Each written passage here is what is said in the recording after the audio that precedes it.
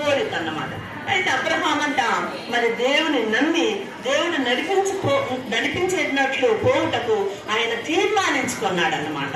మరి దేవుడు ఏ రీతిగా నన్ను నడిపిస్తాడో ఆ రీతిగా నేను వెళ్ళాలి అని ఆయన తీర్మానించుకున్నాడు. అయితే తాను ఎరుగని స్థలమునకు మరి అబ్రహాము బయలుదేరుతూ వెళ్ళాడన్నమాట. అయితే దేవుడే అతను నడిపించువాడు. ఏమనుకున్నాడయ్యా, దేవుడే నన్ను నడిపిస్తాడు అన్నటువంటి కాన్ఫిడెన్స్ తో అబ్రహాము ముందుకు కొనసాగుతూ వచ్చాడు. సరే, అబ్రహాము ఒక్కడే వెళ్ళాడా దేవుడు ఉన్నటువంటి ప్రదేశానికి? కాదు. అబ్రహాంతో పాటు తన భార్య అయినటువంటి షారా వెళ్ళింది. అంతేకాకుండా తన చిన్న కుమారుడైనటువంటి లోతు వెళ్ళారు. అంతేకాకుండా అబ్రహాంకు కలిగినటువంటి గొర్రెలు, పశువులు, మందలు, సేవకులు వాళ్ళందరితో పాటు అబ్రహాము మరి దేవుడు చూపించినటువంటి ఆ యొక్క వాగ్దాన దేశంలోనికి మరి వెళ్ళాలని అబ్రహాము నిశ్చయించుకున్నాడు. మరి తన ప్రయాణాన్ని కొనసాగించేవాడుగా అబ్రహాము ఉన్నాడు. అంతేకాకుండా ఊరు అనేటువంటి మరి ప్రదేశం అంట ఫలవంతమైనటువంటి ప్రదేశం అంట. ఎలాంటి ప్రదేశం అమ్మ ఊరు అనే ప్రదేశము? ఫలవంతమైనటువంటి ప్రదేశం. ఆ ఊర్లో ఉన్నటువంటి ఆ యొక్క ప్రజలే కదా మరి చూడండి, ఆ యొక్క మందలు, గొర్రె మందలు, అంతేకాకుండా దాసీలు, సేవకులు, పశువులు, మందలు, అంత సర్వ సమృద్ధితో నిండినటువంటి ఊరు ఆ యొక్క ఊరు ప్రదేశము, ఫలవంతమైనటువంటి ప్రదేశం. ఆ యొక్క పట్టణానికి అబ్రహాము మరి బయలుదేరుతూ వచ్చాడు. మరి అక్కడి నుండి మళ్ళీ అబ్రహాము ఎక్కడికి వెళ్ళాడయ్యా అంటే హారాను అని పట్టణమునకు వెళ్ళాడన్నమాట. హారాను అని పట్టణమునకు వచ్చి అక్కడ ఆగిపోతూ వచ్చారు. ఎవరు? అబ్రహాము. హారాను పట్టణమునకు వచ్చి అక్కడ ఆగిపోతాడు. ఎందుకయ్యా అంటే బహుశా తన తండ్రి మరి కొంచెం వృద్ధాప్య దశలో ఉన్నాడు కాబట్టి ఆ యొక్క తండ్రి యొక్క మాటకు ఉపయోగి ఇక్కడ కొన్ని రోజులు ఉండిపోదామని తన తండ్రి పేరేమని చెప్పాను? తెరహు. తన తండ్రి అయినటువంటి తెరహంట మరి ఇక్కడ ఉండిపోదాము అని అన్నప్పుడు కొన్ని రోజులు హారానులో మరి అబ్రహాము ఉండిపోతూ వచ్చాడన్నమాట. అయితే అక్కడ హారానులో తన తండ్రి మరణించే వరకు ఆ యొక్క అబ్రహాం భార్య, అంతేకాకుండా తన యొక్క చిన్నాన్న కొడుకు అయినటువంటి లోతు వాళ్ళు ఉండిపోతూ వచ్చారన్నమాట. అయితే ఇక్కడ మరి అబ్రహాం కూడా తన సేవకులతో పాటు మరి అలా అక్కడ హారాన్లో కొన్ని రోజులు ఉండిపోతూ వచ్చాడు. అయితే మరలా అంట అబ్రహామును దేవుడు మరి పిలిచి మరలా ఏం చెప్పాడమ్మా, నువ్వు మరలా హారాన్ నుంచి మళ్ళీ బయలుదేరే ప్రయాణమై తన యొక్క ప్రయాణాన్ని కొనసాగిస్తూ ఉన్నారు. ఎవరు? అబ్రహాము. హారాన్ నుండి మరి బయలుదేరినప్పుడు మరి ఎక్కడికి వెళ్ళాడు అని అంటే కనాను అనేటువంటి ప్రదేశానికి వెళ్ళాడు. ఎక్కడికి వెళ్ళాడు? కనాను అనేటువంటి ప్రదేశానికి అబ్రహాము వెళ్ళాడన్నమాట. అయితే దేవుడు అంటూ ఉన్నాడు, నీ యొక్క జనాంగమును మరి నేను నీ జనాంగములకు నేను ఈ దేశమును ఇస్తాను అని వాగ్దానము చేశాడనమాట. దేవుడు చూపించబో దేశము కనాను దేశం. అయితే దేవుడు తన కొరకు ఏర్పరిచినటువంటి దేశంలోనికి తాను వచ్చినందుకు అబ్రహాం ఎంతగానో సంతోషిస్తూ వచ్చాడన్నమాట. మరి దేవుడు నాకు ఏర్పరిచినటువంటి మరి ప్రదేశం కదా ఈ యొక్క కనాను దేశం అని చెప్పేసి అబ్రహాం ఎంతగానో సంతోషించి ఉన్నాడన్నమాట. అయితే ఆ యొక్క కనాలలో ఏముందయ్యా నేనంటే అభివృద్ధి ఉన్నది అని మనం చెప్పుకోవచ్చు కదా. కనాను దేశం అనేనంటే పంట పొలాలకు అభివృద్ధి అని మనము చెప్పుకోవచ్చు. మరి చూడండి, అటుపోయిన సంవత్సరం కూడా మనము ఏ పాఠం నేర్చుకున్నాము? మోషే పాఠం కూడా మనం నేర్చుకున్నాం కదా. మోషే పాఠం నేర్చుకున్నప్పుడు మరి ఆ యొక్క ఐగుప్తు ప్రజలు మరి మోషే నాయకత్వంలో నడిపించినప్పుడు మరి వారందరూ కూడా మరి ఆ యొక్క ప్రయాణంలో నడుస్తూ వచ్చినప్పుడు కనానుకు వెళ్ళాలని మరి తలంచినప్పుడు మరి దేవుడు మరి మోషేకు మరి ఆజ్ఞాపిస్తూ వచ్చాడు. ఏమని? మరి మోషే మరి ఐగుప్తు ప్రజలు మరి దాహము అని వాళ్ళు విలపిస్తూ ఉన్నప్పుడు మరి మోషేతోటి దేవుడు మాట్లాడి, మోషే అక్కడ ఒక బండ ఉన్నది, మరి ఆ బండతో నువ్వు మాట్లాడు అన్నాడు అన్నమాట. ఏమన్నాడు? బండతో నువ్వు మాట్లాడు మోషే అన్నాడు. మరి దేవుడు చెప్పినటువంటి మాటకు ఉండాలి కదా, విధేయత కావాలి కదా. మోషే అలా కాకుండా మరి ఇశ్రాయేలు ప్రజలు విసిగించినటువంటి విసుగుదలకు మోషేకు కోపం వచ్చి ఆ బండతో మాట్లాడకుండా ఏం చేస్తూ వచ్చాడంట అంటే ఆ చేతిలో ఉన్నటువంటి కర్రతో ఆ బండను 2 సార్లు ఇలా కొట్టుతూ వచ్చాడన్నమాట. అప్పుడు దేవునికి కోపం వచ్చింది. చూడండి మరి దేవునికి అవిధేయుడైపోతూ వచ్చాడు. అందుకని చెప్పేసి ఆ యొక్క మోషే మరి పరమ కనానులోనికి ప్రవేశించలేకపోతూ వచ్చాడు. అంతేకాకుండా ఐగుప్తు ప్రజలు కూడా మరి మార్గ మధ్యంలోనే వాళ్ళు రాలిపోయేవారుగా ఉన్నారు. మరి కనానులోనికి ఇద్దరు వ్యక్తులు ప్రవేశిస్తూ వచ్చారు. ఎవరయ్యా వారిద్దరు అని అంటే మరి యెహోషువ, కాలేబు. చూడండి మరి ఇక్కడ కానీ మరి దేవుడు మరి ఆ యొక్క అబ్రహాముకు మరి ఎక్కడికి వెళ్ళమని చెప్పాడు అని అంటే, నేను నీకు చూపిస్తాను ఆ ప్రదేశం, అంటే నువ్వు వెళ్ళయ్యా అని అన్నప్పుడు కనానులోనికి కొంతవరకు ప్రవేశిస్తూ వచ్చాడు. ఆ యొక్క కనానులో అభివృద్ధి ఉన్నది అని అనుకున్నా, కానీ నో నెవర్, అక్కడ అభివృద్ధి లేదు. కనానులో ఏమొచ్చింది అని అంటే, కనానులో క్షామం ఉన్నది.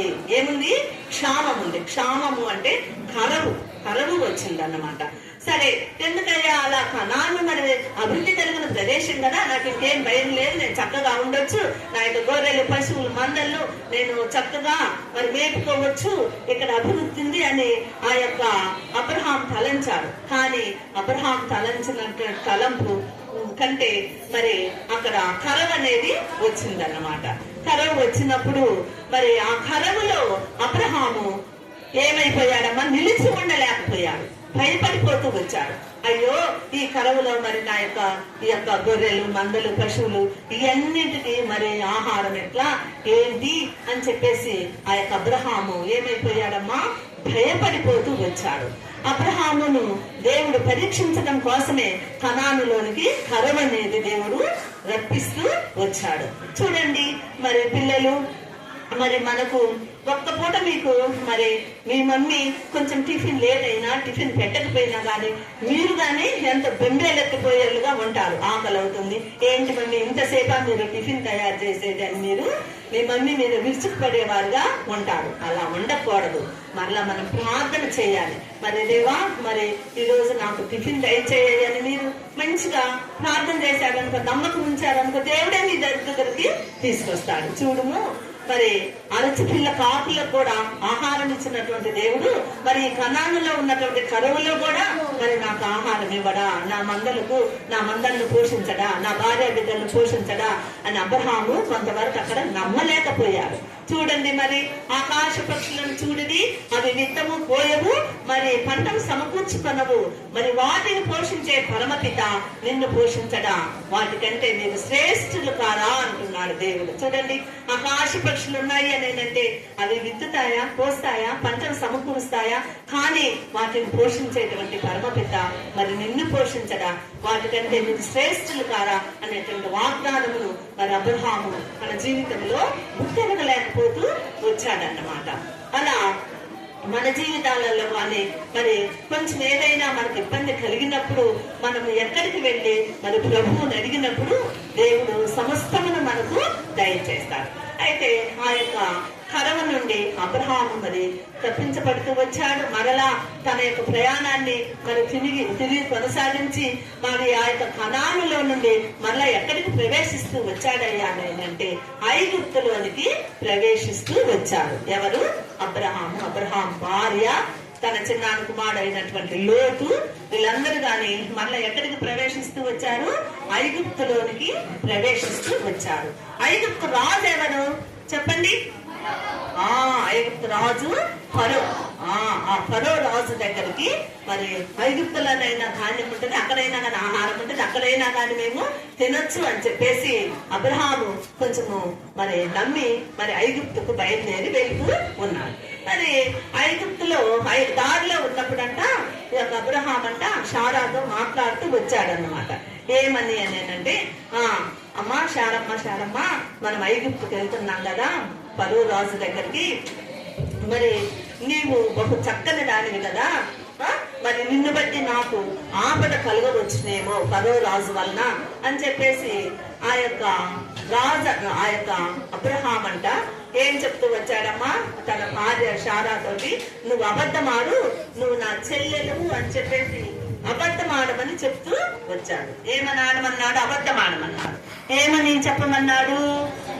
నువ్వు నా చెల్లెలు అని చెప్పు, ఇంకా నన్ను వాళ్ళు ఏమి చెయ్యరు అన్నట్లుగా అన్నాడు అన్నమాట. ఇంకా అప్పుడు చూడండి, అబ్రహాము మరి అక్కడ మరి విశ్వాసం ఉంచలేకపోతూ వచ్చాడు అనమాట. చెల్లెలు అదేనని చెప్పమని చెప్పేసి అబద్ధం ఆడుతూ వచ్చాడు. అయితే సరేనని షారా అంటదన్నమాట. అయితే వాళ్ళంట మరి ఐగుప్తు దేశానికి మరి తీసుకొని రాబడుతూ వచ్చారన్నమాట. అయితే అక్కడంట మరి ఆ కరవ కాలంలో అబ్రహాము మరి దేవుని అని విశ్వాసం ఉంచలేకపోతూ వచ్చాడు. మరి అబ్రహాము మరి షారాకు చెప్తూ వచ్చాడు, నువ్వు నా చెల్లెలు అని చెప్పమన్నప్పుడు చెప్తూ వచ్చిందనమాట. వాళ్ళు ఎక్కడికి వెళ్తూ వచ్చారు? ఐగుప్తు దేశానికి వెళ్తూ వచ్చారు. వచ్చినప్పుడంట అక్కడ ఉన్నటువంటి సేవకులు అన్నారంటను రాజుతోటి, ఎవరితోటి? ఫరో రాజుతోటి, అయ్యా మరి కనాను నుండి మరి మనుషులు వచ్చారు అని అంటే, సరే వారిద్దరిని నా యొక్క రాజభవనములకు తీసుకొని రమ్మని ఫరో చెప్తూ వచ్చాడనమాట. రాజభవనములకు తీసుకొని రమ్మన్నప్పుడు వాళ్ళిద్దరు వచ్చాడనమాట. వచ్చినప్పుడు చెప్పారన్నమాట, మీరిద్దరు ఎవరు అంటే, మేమిద్దరం అన్నా చెల్లెళ్ళం అని చెప్పేసి ఆ యొక్క అబ్రహాము చెప్తూ ఉన్నాడనమాట. అక్కడ అబద్ధం ఆడిపోతూ వచ్చాడు కదా, ఎవరు? అబ్రహాం. చూడండి, కరువు సమయంలో మరి పోషించలేడా దేవుడు? చూడండి, దేవుడు పోషిస్తాడు కదా.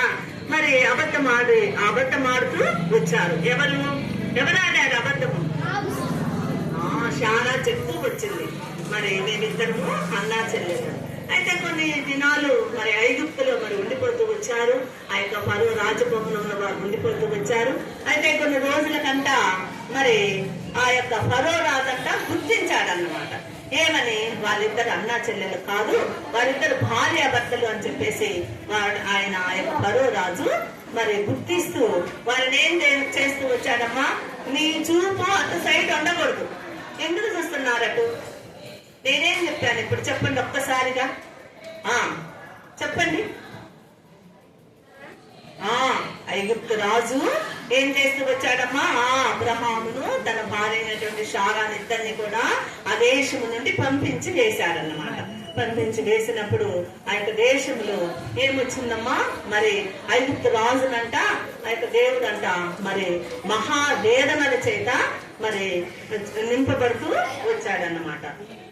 అయితే మరలా అబ్రహాం అంట తిరిగి కనానుకు ప్రయాణం అయిపోతూ వచ్చాడు. మీకు తెలుసు అన్నమాట, ఈ యొక్క కనానుకు తిరిగి వస్తూ వచ్చాడనమాట. ఎవరు? అబ్రహాం. అయితే దేవుడు ఇచ్చినటువంటి వాగ్దానము ఏంటి? మరి అబ్రహాముకు, నిన్ను గొప్ప జనముగా నేను చేసి నిన్ను ఆశీర్వదించి నీ నామమును గొప్ప చేసేదను, నిన్ను ఆశీర్వదించేదను, నిన్ను ఆశీర్వదించు వారిని నేను ఆశీర్వదించేదను, మరి నిన్ను దూషించు వారిని నేను శపించేదను, భూమి యొక్క వంశములన్నీ నీ మూలముగా ఆశీర్వదింపబడును అనేటువంటి ఆశీర్వాదమును దేవుడు మరి ఇస్తూ వచ్చాడు కదా. ఫస్ట్ లో ఇచ్చారా లేదా దేవుని అబ్రహాముకు? దేవుడు ఇచ్చినప్పుడు మరి ఆ యొక్క వాగ్దానము ఇప్పుడు దేవుడు నెరవేర్చాలని ఆయన యొక్క కోరిక అన్నమాట. అలాగే మరి భూలోకములో ఉన్నటువంటి వంశాలన్నీ కూడా అబ్రహాము వలన ఆశీర్వదింపబడాలి. అంతేకాకుండా ఎన్ని ఆశీర్వాదాలు ఇచ్చాడు దేవుడు అబ్రహాముకు? చెప్పండి, ఎన్నో. Very good. 7 ఆశీర్వాదములను దేవుడు అబ్రహాముకు అనుగ్రహిస్తూ వచ్చాడు. ఆ 7 ఆశీర్వాదంలోనే మరి అబ్రహాం మిగిలిపోయాడా? లేదు. ఆ 7 ఆశీర్వాదం వలన కూడా భూలోకంలో ఉన్నటువంటి వంశములన్నీ కూడా మరి ఆ రీతిగా మరి ఆశీర్వదింపబడేటువంటిగా ఉన్నాయన్నమాట. అయితే అలాగే అబ్రహాముకు కలిగినటువంటి సంతానము ద్వారా ఈ లోకమంతా కూడా మరి ఆశీర్వదింపబడేటువంటిదిగా ఉన్నదన్నమాట. అబ్రహాము యొక్క సంతానము మరి హెబ్రీ కుటుంబంలో పుట్టినప్పటికీ యూదా వంశములో పుట్టి, యూదా వంశములో నుండి ఎవరు జన్మిస్తూ వచ్చారు? యేసు ప్రభు వారు కదా. ఆ యేసు ప్రభు మరి జన్మిస్తూ వచ్చాడన్నమాట. అలా మరి యేసు ప్రభు ద్వారా మరి సర్వలోకము కూడా మరి ఆశీర్వదింపబడుతూ వచ్చింది. అలా యేసు ప్రభు వారు మరి నీ నా కోసము సిలువలో మరి బలియాగమై ఆయన కాల్చినటువంటి రక్తంతో మరి ప్రతి పాపమును కడుగుతూ వచ్చారు. మరి ఇదిగో ఇక్కడ మరి అబ్రహాము చూడండి, ఇక్కడ అబ్రహాము తన భార్య అయినటువంటి షారా, లోతు వాళ్ళందరూ కూడా బయలుదేరి ఇదిగో ఆఖరిగా కనానుకు ప్రయాణమవుతూ వచ్చారు.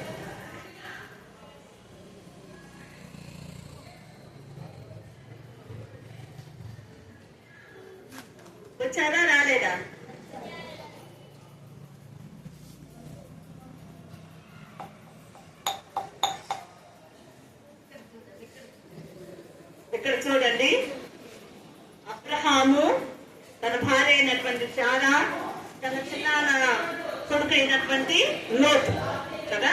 ఇక్కడ కూడా మరి అబ్రహాము, భార్య, లోతు, మరి సేవకులు, ఆయన దగ్గర ఉన్నటువంటి సేవకులు, అంతేకాకుండా మరి పశువులు, గొర్రెలు, మందలు అన్నీ కానీ మరి అన్నింటితో మరి బయలుదేరి అబ్రహాము ఎక్కడికి వచ్చాడమ్మా? ఆఖరుగా కనాను దేశానికి వచ్చాడన్నమాట. అలా మరి అబ్రహామును పిలిచినటువంటి దేవుడు ఈ దినమున మరి అనేకులను కూడా తన చిత్తము చొప్పున మరి తన యొక్క చిత్తాన్ని నెరవేర్చడం కోసము మరి మనల్ని కూడా ఆయన పిలుస్తూ ఉన్నాడు. అబ్రహామును పిలిచినటువంటి దేవుడు మరి తన యొక్క చిత్తాన్ని నెరవేర్చడం కోసం మనల్ని కూడా ఆయన పిలుస్తూ ఉన్నాడు. మరి అబ్రహాములకు ఆ దినమున ఏ రుజువులు లేవు. ఉన్నాయా? ఏ రుజువులు లేవు. మరి అబ్రహాము ప్రయాణమైపోయినప్పుడు మరి ఆ దినములలో ఏమన్నా రహదారులు గాని, భూగోళ శాస్త్ర మ్యాపులు గాని ఏమైనా ఉన్నాయా? ఏమీ లేదు. అంతేకాకుండా ఏ రుజువు కూడా లేదు. అయితే ఈ దినాలలో మనకి ఏమున్నది అనేనంటే దేవుని వాక్యం ఉన్నది. దేవుని యొక్క వాక్యం ఉంది, సంఘం ఉంది, సహవాసం ఉంది, విశ్వాసులు ఉన్నారు, సేవకులు ఉన్నారు. ప్రతి ఒక్కరు గాని ఈ దినాలలో మనకు మరి ప్రతి ఒక్కరు గాని మరి యేసు ప్రభుని గురించి తెలియజేయడం కోసము ప్రతి ఒక్కరు గాని ఉన్నారు. అంతేకాకుండా మరి ఈ రోజులలో మరి ఏముంది మీకు చెప్పండి? దేవుని వాక్యము.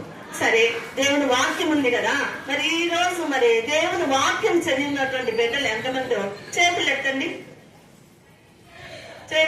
ఈ రోజు వాక్యం చదివినటువంటి బిడ్డలు మరి ఎందుకు చదవట్లేదు? మీరు ఎందుకు వస్తున్నారు VBS కు చెప్పండి?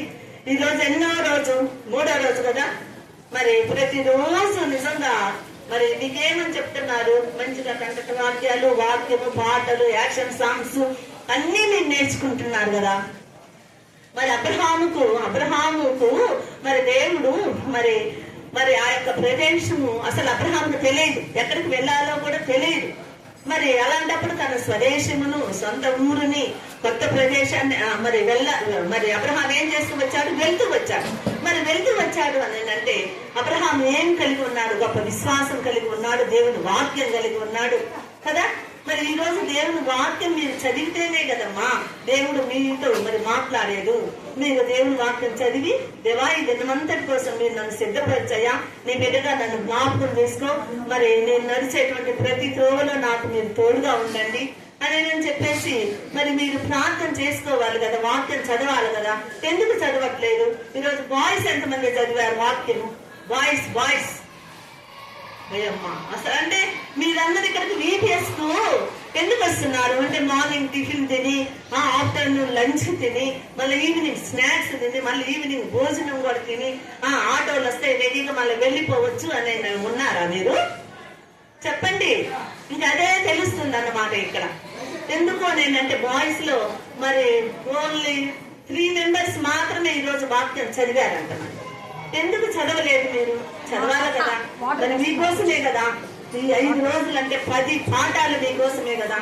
4 లెసన్స్ అయిపోయినాయి నిన్నట్టు. మరి 4 లెసన్ల యొక్క కంటక వాక్యాలు ఎంతమందికి వచ్చావు? ఎంతమంది నేర్చుకున్నారు చెప్పండి?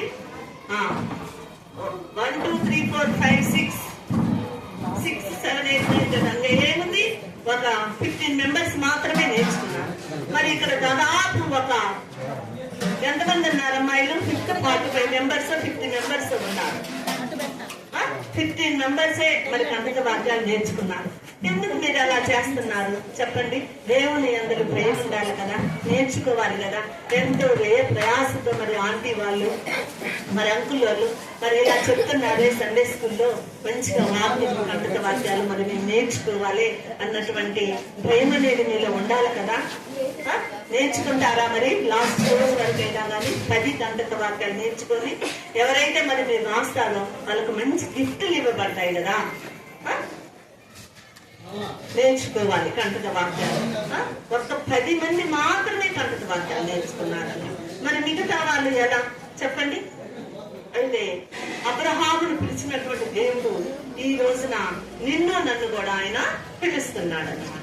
ఎందుకయ్యా అంటే తన చిత్తాన్ని నెరవేర్చడం కోసము దేవుడు మరి నిన్ను నన్ను గాని పిలుస్తున్నాడు. అయితే ఆ రోజులలో అబ్రహాంకి ఏ రుజువులు కూడా లేవు, కానీ ఈ దినాన మనకు దేవుని వాక్యం ఉంది, మరి సంఘం ఉంది, సహవాసం ఉంది, విశ్వాసులు ఉన్నారు, కుటుంబాలు ఉన్నాయి.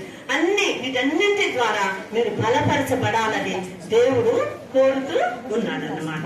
అయితే ఈ దినమున అంతేకాకుండా మరి కొంతమంది విగ్రహములను పూజించే వారుగా ఉన్నారు, కొంతమంది డబ్బును ప్రేమించే వారుగా ఉన్నారు, కొంతమంది సుఖమును ప్రేమించే వారుగా ఉన్నారు. అయితే నీవు దేవుని ప్రేమిస్తున్నావు, నువ్వు డబ్బును ప్రేమిస్తున్నావా, సుఖాన్ని ప్రేమిస్తున్నావా, మరి నీ యొక్క సొంత సమయం వ్యయపరుస్తున్నావా? చెప్పండి. అలా చేయకూడదు కదా. మీరందరూ కూడా మంచి good boys and good girls ఇక మీదటి నుంచి ప్రతిరోజు మరి చక్కగా వాక్యం చదువుకొని మరి కంఠ వాక్యం నేర్చుకోవాలి. మరి ఇక్కడ పాడినట్టు ఓన్లీ కేజీలో నేర్చుకునేటువంటి ఒక యాక్షన్ సాంగ్సే కాదు మీరు నేర్చుకోవాల్సింది, కంటక వాక్యాలు నేర్చుకోవాలి. మరి ఆ దినమున ఈ రోజు ఆంటీ ఈ లెసన్ చెప్పింది, అంకుల్ ఆ లెసన్ చెప్పారు అనేది మీకు గుర్తు అనేది ఉండాలన్నమాట. ప్రతిదీ మీకు కంటకయ్యే విధంగా ఉండాలి. అలా చేయకుండా ప్రతి ఒక్కరు కానీ వాక్యం చదువుకొని ప్రార్థన చేసుకొని డిపెండ్ గాడ్, దేవుని మీద ఆధారపడేటువంటి బిడ్డలుగా మీరు ఉండాలని మరి నేను కోరుచున్నాను. అయితే ఇప్పుడే మరి నీవు ప్రభువునకు వచ్చి నీ పాపములను ఒప్పుకోవాలి. అయితే నీ పాపములను ఒప్పుకునేలా ఆయన నమ్మదగిన వారును నీతిమంతుడు కనుక నీ పాపములను క్షమించి ఆయన సమస్త దుర్నీతి నుంచి ఆయన నిన్ను కడిగి మరి పవిత్రుడుగా ఆయన చేస్తాడు. మరి అబ్రహాము ఏ రీతిగా ఆ పునాదులు కలిగినటువంటి పట్టణం కోసం ఎదురు చూస్తూ వచ్చాడు, ఈ దినాన మీరు కూడా మరి యేసు ప్రభు కోసము యేసు ప్రభువును మీ సొంత రక్షకునిగా అంగీకరించాలని మీరు కోరుకోవాలి. మరి యేసు ప్రభువును మీ సొంత రక్షకులు నా హృదయంలో రావాలి ప్రభా అని నేను యేసు ప్రభువుని మీరు హృదయంలో ఆహ్వానించుకునేటువంటి వారుగా ఉండాలి. ఫస్ట్ మీరు బైబిల్ చదవాలి, నెక్స్ట్ ప్రార్థన చేయాలి, మీ పాపాలు ఒప్పుకోవాలి కదా. అప్పుడే మీరు మీ యొక్క హృదయంలో యేసు ప్రభువుని మీ సొంత రక్షకులుగా మీరు అంగీకరిస్తారు. అయితే నేను ఒక చిన్న కథ మీకు చెప్తానన్నమాట. ఒకప్పుడంట సముద్రంలో ఒక ఓడ ప్రయాణం చేస్తూ ఉన్నదన్నమాట. సముద్రంలో ఒక ఓడ ప్రయాణం చేస్తూ ఉంటే మరి అప్పుడంట ఒక గొప్ప తుఫాను వీచింది. ఏం వీచిందమ్మ? గొప్ప తుఫాను వీచింది. ఆ యొక్క తుఫాను కంట మరి అక్కడ ఉన్నటువంటి ఆ యొక్క ఓడ తలక్రిందులైపోతూ ఉంది. వినాలి కథ. చూడండి, ఆ యొక్క ఓడంట తలక్రిందులైపోతూ ఉంది. ఆ ఓడలో మరి ప్రయాణం చేసేటువంటి ప్రయాణికులంట భయపడిపోతూ ఉన్నారు. అమ్మ బాబోయ్, ఈ యొక్క ఓడ ఎలాగైనా మరి ఈ యొక్క సముద్రంలో పడిపోయేటట్లు ఉన్నది అని చెప్పేసి వాళ్ళందరూ కూడా ప్రయాణికులందరూ బొంబేలెత్తిపోతూ భయపడిపోతూ ఉన్నారు. ఇంకా ఏమనుకుంటూ ఉన్నారు, అమ్మ మా కుటుంబం ఎట్లా, మా పిల్లలు ఎట్లా, మా బిడ్డలు ఎట్లా, మాకు ఏదైనా అయితే మా పిల్లల్ని చూసే వాళ్ళు ఎవరు అని చెప్పేసి మరి వాళ్ళందరూ అక్కడ భయపడిపోతూ ఉన్నారన్నమాట. అయితే ఆ ఓడ నాయకుడు అన్నాడంటనో, నాయకుడు మీరేం భయపడద్దు అని అన్నారన్నమాట. భయపడద్దు అనేదంటే మీరెంత భయపడద్దని మాకు చెప్పినా కానీ మాకు భయమే కదని వారు అన్నారన్నమాట. అయితే ఒక నాయకుడు అన్నాడంటను, మరి అయ్యా ఓడ నాయకుడితో అన్నాడంటను, అయ్యా తుఫానుకు ఒక భయము కదా, భయము ఒక గొప్పది కదా అని. అందుకు ఓడ నాయకుడు అన్నాడంటను, తుఫానుకు మేము భయపడము, తుఫానును ఎదుర్కొనుటకు మా యొక్క కొన్ని ప్రత్యేకతలు ఉన్నాయి అన్నాడు అన్నమాట. తుఫానుకు మేము భయపడము, తుఫాను ఎదుర్కోవడానికి మా యొక్క కొన్ని ప్రత్యేకతలు ఉన్నాయి అని అన్నాడు అన్నమాట. ఎవరన్నారు?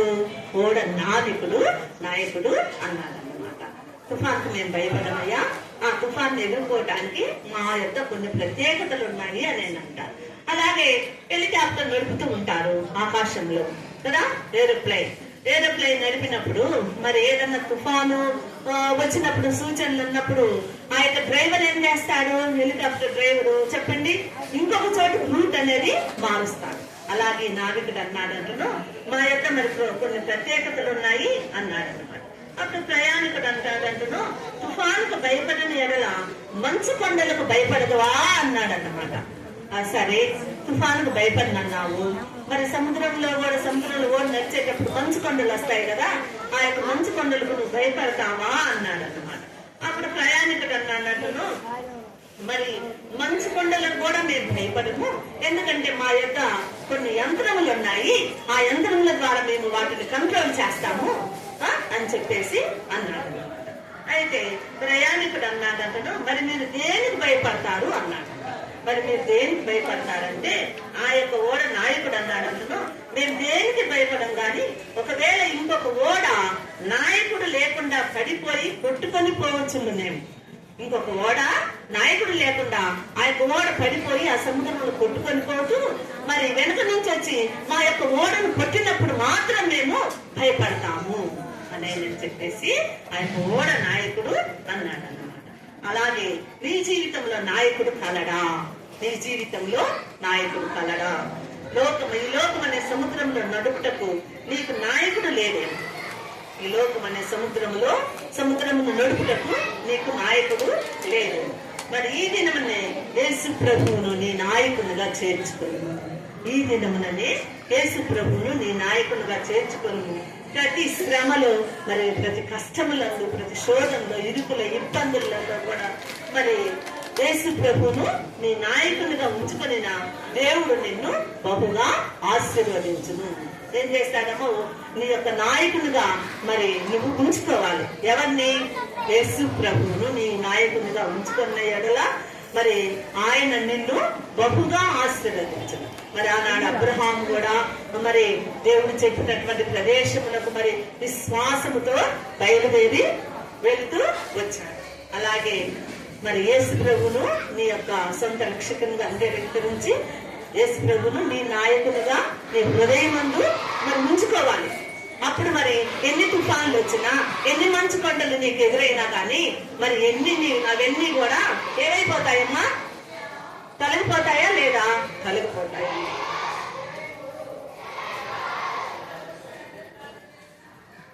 కూడా చూడండి, ఒక చిన్న పాట సండే స్కూల్లో మీకు నేర్పించారు కదా.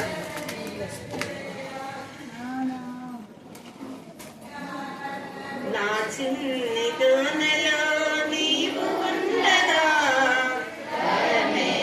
నాకు నాడిగా. నా చిన్ని దోనెలో నీవు ఉండగా భయమే నాకు నావిగా. ఓ నావిగా నా నాయక, ఓ నావిగా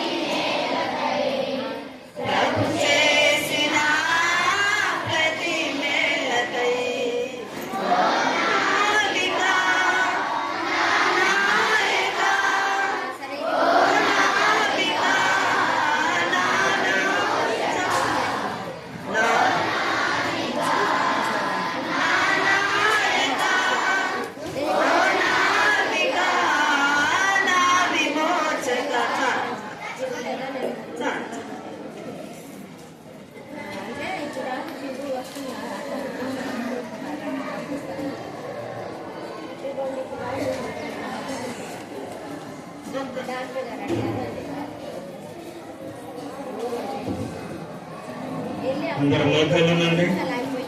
పాట చక్కగా పాడారు, మంచిదే. మళ్ళీ మీ ధ్వనిలో ఏసై ఉన్నాడా? ఏసై ఉంటే చక్కగా పాడాలి. మోకాళ్ళునండి అందరూ. ఎవరు కూడా అక్కడ చూడొద్దు, మాట్లాడొద్దు.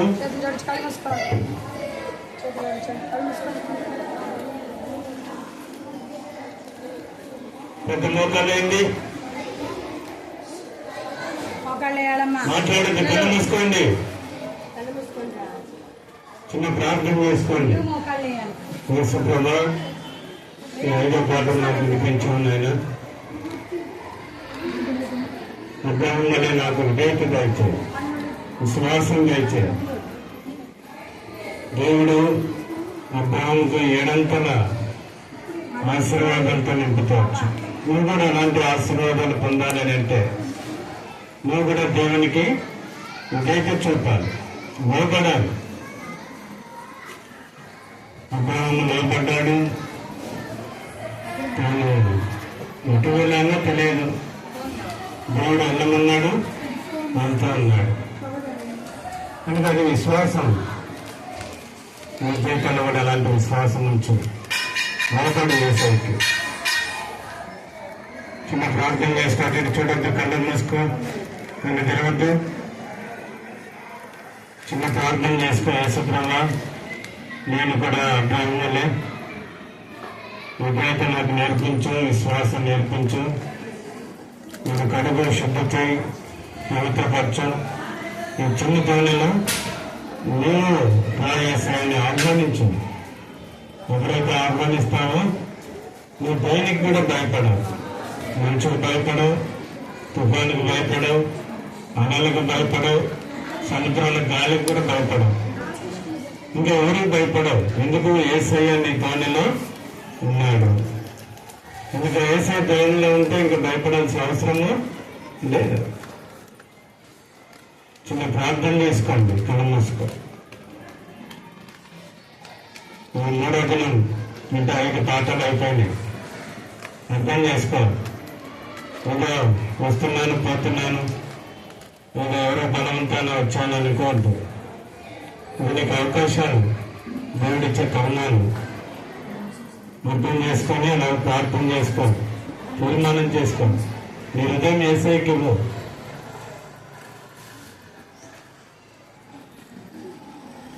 యేసయ్యకి ఇవ్వు. ఆలస్యం చేయొద్దు. రేపటిలో లేదు కాదు, రేపు సంభవించింది నీకు తెలియదు. నీకు వాక్యంలో రాయబడి ఉంది. ఈ దినమే నీది, ఈ గడియ నీది, ఈ సమయమే నీది. నెక్స్ట్ సమయాలు మనవి కాదు. అర్థం చేసుకొని అలాగ ప్రార్థన చేసుకుంది. అలాగ ప్రార్థన చేసుకున్న వాళ్ళు నిజంగా చేతులు ఎత్తండి. నిజంగా ప్రార్థన చేసుకునేవాళ్ళు, నా భూమిలోనికి రాయేసా అని అన్నవాళ్ళు మాత్రమే ఎత్తండి. మిగతాలు దించండి. సరే, దించండి. ప్రార్థన చేసుకుంటాం. ప్రేమ మా తండ్రి, పరిశుద్ధమైన దేవాన్ని, పరిశుద్ధ బాలు కమనాలు, స్తోత్రాలు. అబ్రాహాము ద్వారా మాతో మాట్లాడుతూ వచ్చారు. ఈ చిన్న హృదయాలు కూడా దర్శించారు. నేను చిన్న హృదయంలో మిమ్మల్ని ఆహ్వానించారు కొంతమంది. ఆయన నీ ప్రభావం నిజమే, వాస్తవం మీ ప్రభావం. చిన్న బిడ్డలు నా యొక్క రానడి ఇలాంటి వారికి దేవుని రాజ్యం అని మీరు సెలవిస్తూ వచ్చారు. మీ మాటను బట్టి నీకు ఎంత వందనాలు. మా హృదయాల్లో వారి పాపాలు ఒప్పుకున్నారు, అడిగి శుద్ధి చేసినందుకే నీకు ఎంత వందనాలు. వారు ఏదైతే ఒప్పుకున్నారో దాని మీద స్థిరంగా నిలిచున్నట్టుగా సహాయం చేయమని ఈ సన్నిధిలో ప్రార్థన చేస్తున్నాను. బైబిల్ మా తండ్రి ఇంకెంతో మంది ఉంటున్నారు ప్రభా. ఇంకా 5 పాఠాలు ఉంటున్నాయి. ఈ 5 పాఠాల్లో మిగతా వారు కూడా రక్షణ తీర్మానం చేసుకుంటూ సమయం చేయని ప్రార్థిస్తున్నారు. ఎన్నో తరుణాలు, ఎన్నో అవకాశాలు, ఎన్నో సమయాలు మీరు అనుగ్రహిస్తున్నారు. అది వారు గ్రహింపులోకి రాగంటకు బిడ్డలు అర్థం చేసుకునే వారిగా సహాయం చేయమని ప్రార్థన చేస్తున్నారు. అలాగే మా తండ్రి గ్రూపులకు వెళ్తున్నారు. మీ సన్ని తోడుగా ఉంచండి. గ్రూపులో కూడా వర్కులకు ప్రభావం పంపించేటకు సహాయం చేయని ప్రార్థన చేస్తారు. మీరే మెరుగుతుందుకోండి. ఏసునామలో ప్రార్థించి స్తోత్రించి ఎరిగేరుకుంటున్నాను తండ్రి. మీరు మీ గ్రూప్లోకి వెళ్ళండి.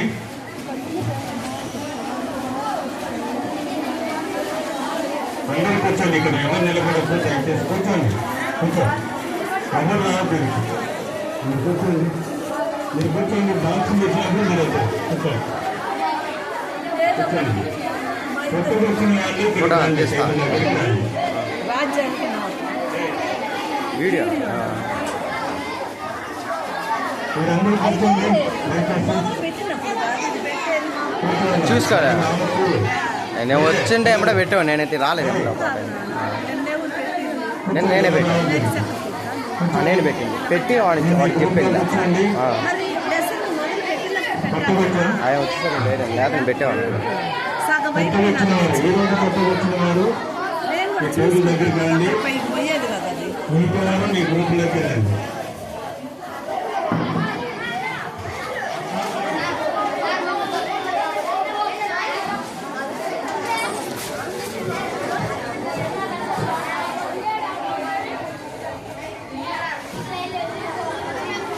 మీ గ్రూప్లోకి వచ్చండి. టీచర్స్ గమనించండి.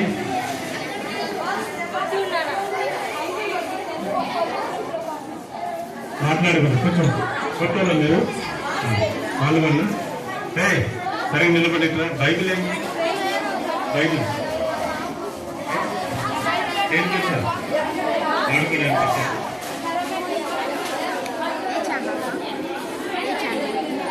ठीक है.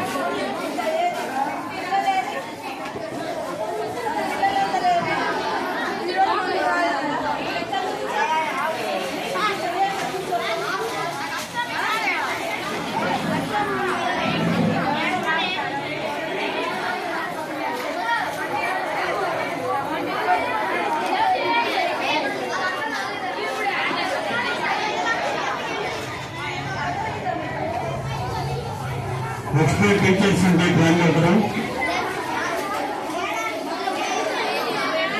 ఎక్స్పర్ట్ టీచర్స్ ఏమైనా ఉంటే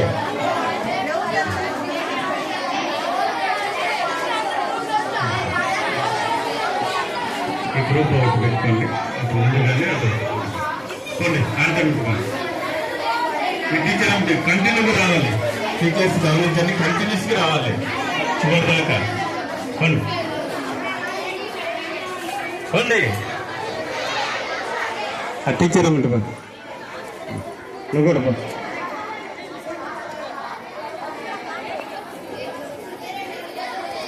ప్రేయర్ చేయండి. ముందు గ్రూప్లో ప్రేయర్ చేయండి, తర్వాత అటెండెన్స్ చేయండి, తర్వాత అప్పుడు వర్క్ స్టార్ట్ చేయండి.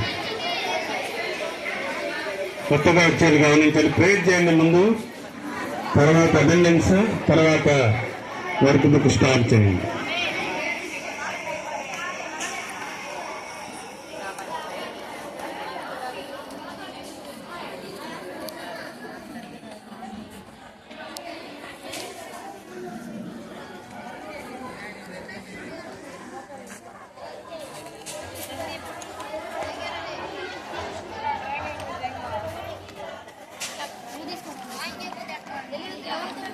పెండింగ్ ఉన్నానగా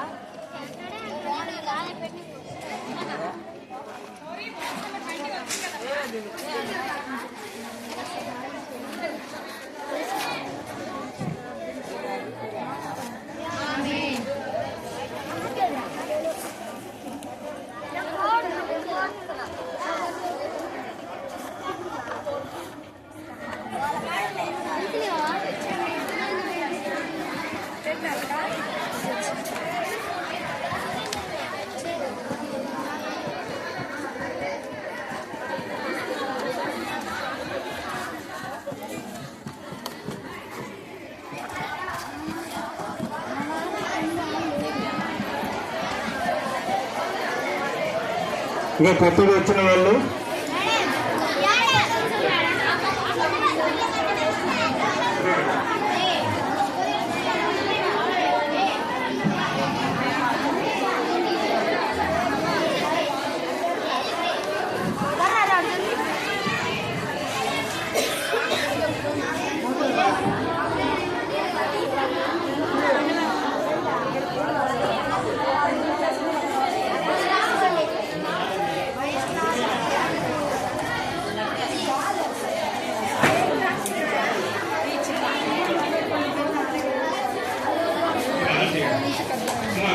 అన్నమ్మ